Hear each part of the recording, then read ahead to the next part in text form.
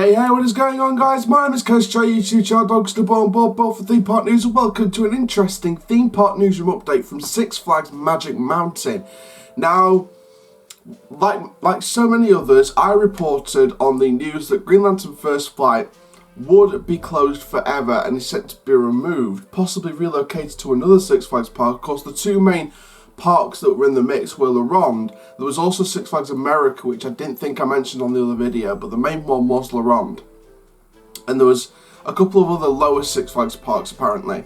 However, to the numerous people in attendance at CoasterCon recently, the park president has confirmed that Green Lantern is set to be retracked and not removed from the park. So they're going to be retracking the ride, and the plan is to reopen it once it's been retracked in the near future. So we don't have a specific opening date, but I'm going to suggest they'll do this as early as 2020 or 2021 maybe.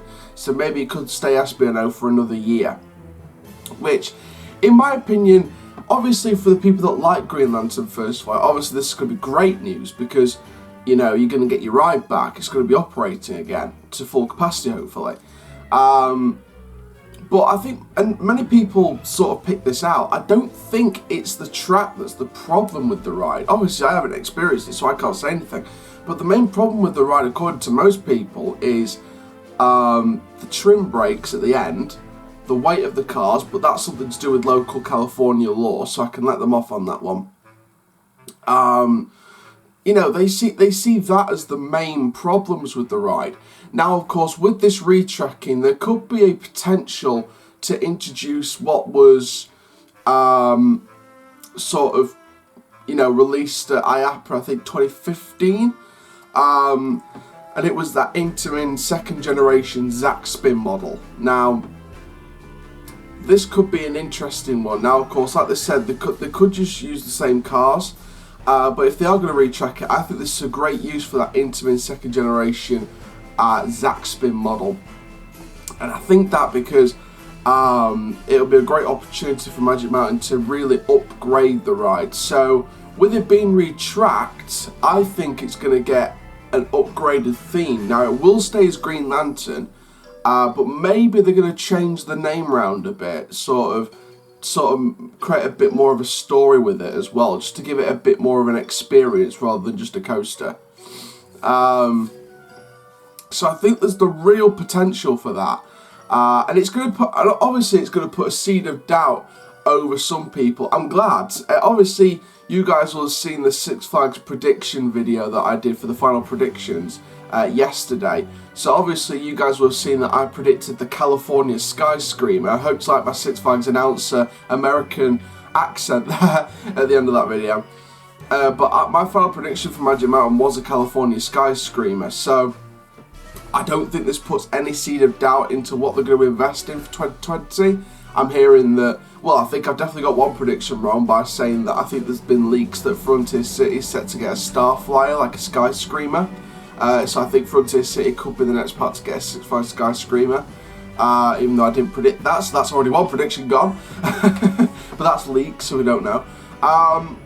But like I said, Magic Mountain, I predicted a California Sky Screamer because it's one of the main Six Flags parks that hasn't got a Sky Screamer. But I also think that 2020 could be the year they bring in Green Lantern. Obviously, it won't be Green Lantern Second Flight, like what many people are joking about with, but I do think that this is going to be an updated name with an updated story. So I do think that the potential's there to upgrade the experience rather than just retracking the coaster ride itself. I think if you keep the weight of the cars, but create some brand new second generation cars, but make sure, like I said, you still keep the weight of the cars, you know, maybe that'll help. I mean, people have always said that the restraints were a problem as well. That doesn't change the weight of the cars, in my opinion. So I think if they kept the weight of the cars and just changed the restraint system round, then it could be good. I mean, maybe if you had like thinner over-the-shoulder restraints, so it's not as bulky and it's not as forceful as you go down those free fly turns. You know, there's a real good potential here to improve the ride experience rather than just retracking the coaster to make the apparently the park president said the retracking is to improve the ride experience. And I'm guessing it would do that, but there's so many other stuff that you need to improve the ride experience, aka restraints, trim brakes. Apparently some trim brakes were placed in one of the turns, so is that going to improve the ride experience? I mean, I didn't experience the original before these expected changes are set to come in, but, you know, if people go on it and say, hang on, actually, it's better than it was, then I think Six Flags Magic Mountain kind of made the right move. But if it's still one of the worst coasters in the park, even though it's got a bit better, then they'll have failed and they've missed out on a big opportunity. And I think most people have got this right on the nose here. I think this is only due because they want to make sure that West Coast Races is their 20th coaster. Many people have said throughout the evening, when the news broke, that this is just a cheap way to get West Coast Races to become the 20th coaster, just to keep Green Lantern in the lineup and save money. But parts like Le Ronde and Six Flags America, well, Six Flags America is going to be busy with their giant Discovery, which is most likely what it's going to be for next year. But Le Ronde, that was their perfect opportunity to get a coaster, to repair it and get a coaster for themselves next year. But again, we don't know what's happening with Le Ronde now. Obviously, I predicted a flat ride like a Zamperla Endeavour kind of thing. So, you know, they've got their own thing going on over there. So I guess it's an interesting move, but I do think that Magic Mountain could have chosen a different solution. Obviously, the rumour was that Green Lantern First Flight being removed was also going to tie in with the removal of Tidal Wave, which of course is located where you sort of can conjoin the Metropolis and DC Universe area together. But that's not happening now. I think Tidal Wave could still go, but it depends when it will go, because you need a replacement attraction. I've no doubt they'll invest in a map Power Splash in the future to replace Tidal Wave, but it's just a case of Green Lantern's not being removed anymore. I believe Tidal Wave was part of that removal period, or could have been part of that removal period. Now Green Lantern's being retracked and it's not going anywhere, so Tidal Wave will not be going anywhere anytime soon.